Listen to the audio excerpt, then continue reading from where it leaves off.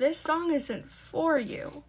Yes, I'm gatekeeping. Yes, I'm gatekeeping this. This is specifically about growing up fat and being fat. Just a reminder that I am very fat and very sexy. And I am 100% glorifying obesity.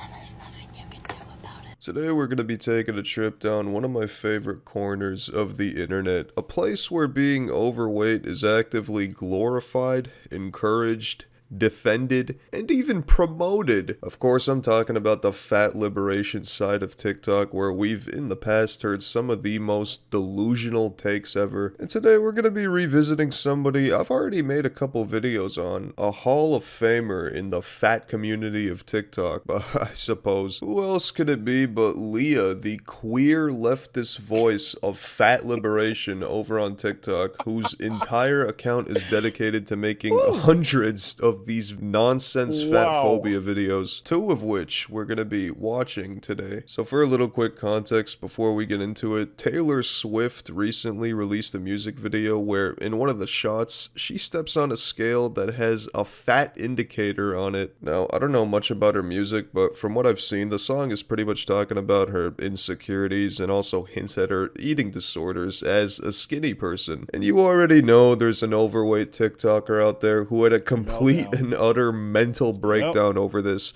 who had to somehow make this about themselves. Because, you know, skinny people can't have eating disorders, right? That's only reserved for overweight people, of course. But without further ado, let's just get right into it. Before you jump in, I'm sorry for interrupting so soon, guys. You know it's sad when victimhood trumps victimhood. I feel like it's all a game. Who can be the most victimized, okay? Who has the most problems? Who has the least things? That's where we are in the world right now. I couldn't even finish this video. It was so frustrating. Positioning the two as like, what side are you on? Is bullshit. I literally can't stomach it. Over the weekend, I've had multiple threads go viral on Twitter where I really got into this. What Taylor did in that video with that scale was fatphobic. Point blank, period, done. No, the video wasn't fatphobic at all. And it's pretty weird that this person's first instinct upon watching a music video was to immediately cry and moan on TikTok, as well as to get into arguments on Twitter for God knows how long. That's pretty sad. Then again, here I am making a video about this, but this doesn't consume my life, and I make money off of this, so there's a big difference there. But yeah, I'm not a Taylor Swift stan by any means, but I have no choice but to defend her here. Now, I don't think I could play the music video for copyright reasons, but to summarize it, I think anyone with half a brain could tell that the video and the song is clearly about herself, her struggles, her insecurities, and definitely not directed at anybody else in any hateful way whatsoever. Believe it or not, skinny people can feel fat, skinny people could feel insecure. In a world where everybody can feel and be whoever they want to be, why can't you understand something like this?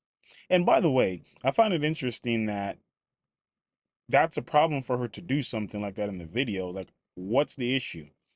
If she considers herself to be fat, what's the issue? Or was struggling with it, what's the issue? Are you trying to say that she can't identify in that way because you don't see her that way? Because I'm starting to think you may have some other issues, okay? At the end of the day, it's Taylor Swift's song and how she feels. It's like this person thinks the entire world is out to get them.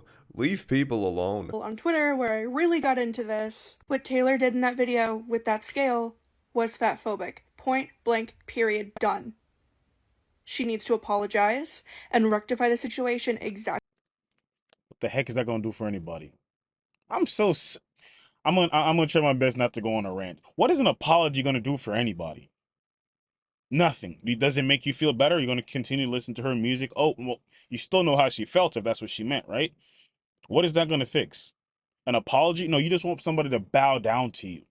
Like, get over yourself, man. Like Lizzo did when she had a problematic lyric inside of her video. Really? Taylor Swift needs to apologize to you. Is this really the world we're Yeah, man. living in? Where people are this fragile and Thank you. entitled that they need an apology from some celebrity so they could feel better? This has got to be the saddest thing I've seen in a Thank you, while. bro. Imagine getting this invested in something so inconsequential. Literally. I wish I could. I'm probably gonna watch the video and let you guys know how many seconds of her life that took up. But I don't want to take up that many seconds of my life, so I probably won't. I'm sorry, I lied. And useless to your life. I mean, she said it herself. She's arguing with people on Twitter over this and making TikToks. I don't even know how you have the mental energy to do that. This is insane. Just imagine if you spent less time arguing on Twitter and doing the mental gymnastics it takes to make these videos and did real gymnastics instead. I think that would benefit this person a lot. Situation exactly like Lizzo did when she had a problematic lyric inside of her video. Stop. Stop. Stop. Stop. Stop. Again, we won't call it timeout. I need a moment. I need a moment. I'm back. Again, just like I just said, this is like as a victimhood. Who has the most problems? Who has the most issues? And that's the person we should be paying the most attention to. Okay? A person can share how they feel and express it in an artistic way. And I believe that's what she did. Could I be wrong? I could be wrong. Who knows, right? But to make this about how much people, quote, hate you, and this is, quote, fatphobic, if you can see with your own two eyes that by most definition, Taylor Swift would not be considered fat, right? I'm not even sure if I'm allowed to say that word. So clearly, this is something that's more up here than it is around here, right? So why can't you put one and two together and think?